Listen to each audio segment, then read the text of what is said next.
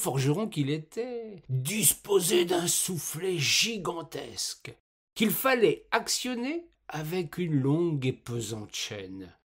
Sa forge produisait un vacarme épouvantable qui effrayait d'autant plus les enfants du village que l'artisan, un véritable colosse, frappait comme un sourd sur son enclume.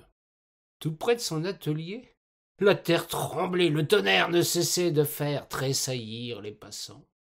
L'artisan avait besoin d'un assistant, un souffleur de vent pour que le charbon entre en incandescence.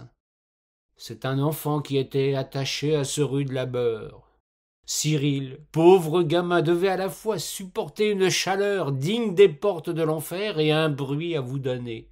Il dépérissait à vue d'œil et avait une tristesse dans le regard qui en disait long sur le calvaire qu'il endurait. Fabre n'était pourtant pas un mauvais bougre, mais il ignorait tout des droits de l'enfant, de la vie au grand air et des charmes de la nature. Il avait lui aussi passé sa jeunesse à actionner le terrible soufflet de son père, puis était passé de l'autre côté pour manier le marteau sans jamais sortir de cet espace clos, bruyant, de cet antre de Satan. Son jeune assistant n'entendait pas rester attaché toute sa jeunesse à ce travail de forçat. Il avait dans la tête des envies d'évasion, des désirs de jeu et de grands espaces. Et il en fit part un jour au maître du feu qui s'emporta à cette idée saugrenue. « Souffler n'est pas joué, petit drôle, tire la chaîne et laisse donc tes rêves de liberté. » L'enfant avait baissé la tête et s'était remis à l'ouvrage. Mais dans son esprit, il était désormais clair qu'il devait trouver un échappatoire, une porte de sortie à son calvaire. Un jour, la destinée lui sourit par le truchement d'une jeune enfant qui jouait un peu plus loin de l'autre côté de la ruelle. La petite fille avait un drôle de jouet en bois, un petit piano miniature comme il s'en faisait alors. Malgré le vacarme de la forge, le gamin parvint de temps à autre à saisir quelques sons épars. Il était conquis par ce qu'il percevait et n'eut de cesse que d'accéder un jour à ce jouet. Il fut patient. La petite avait la chance d'être née sous une bonne étoile. Elle avait tout ce qu'elle voulait et se lassa bien vite de ce petit instrument qu'elle abandonna un soir devant le pas de sa porte, oubliant négligemment de le ranger. Cyril, le servant du soufflet, profita de la nuit pour aller quérir cet objet qu'il cacha dans un recoin de la forge.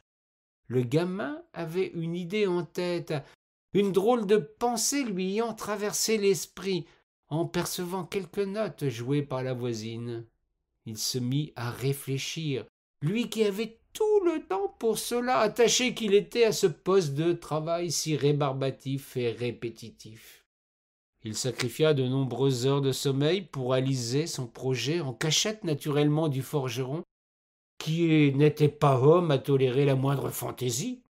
Le gamin observa attentivement le jouet, chercha à en comprendre le fonctionnement, échafauda des hypothèses, se mit au travail pour lui apporter d'étranges modifications.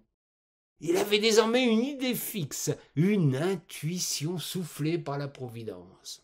Il voulait se libérer de son esclavage sournois. Il avait entrevu une petite lucarne, un espace de ciel bleu et de mélodie.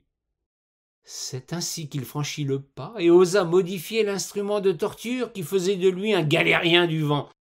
Il équipa son soufflet par un habile procédé de ce petit instrument qu'il avait considérablement modifié. D'une main, il actionna la lourde chaîne, de l'autre, il appuya sur les touches du petit clavier. Le miracle eut lieu. Le maudit soufflet était devenu mélodieux. Au matin, quand le forgeron revint dans son atelier, il découvrit atterré la transformation. L'homme n'était pas de nature à supporter pareille fantaisie. Il remonta vertement les bretelles de son apprenti.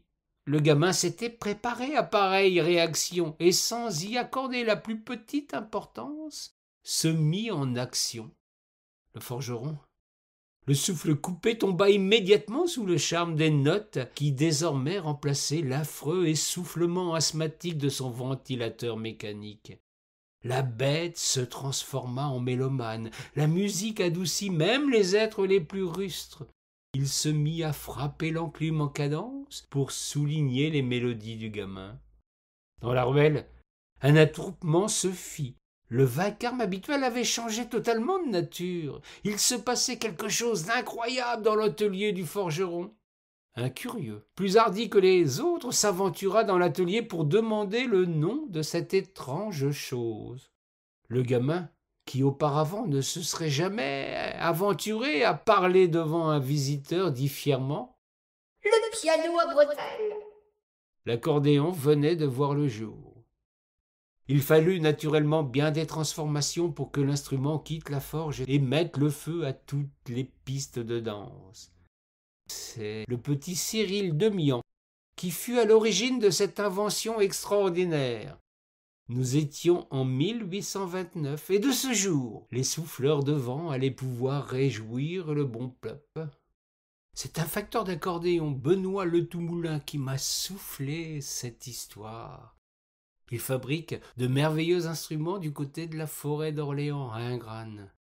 Allez donc visiter son atelier.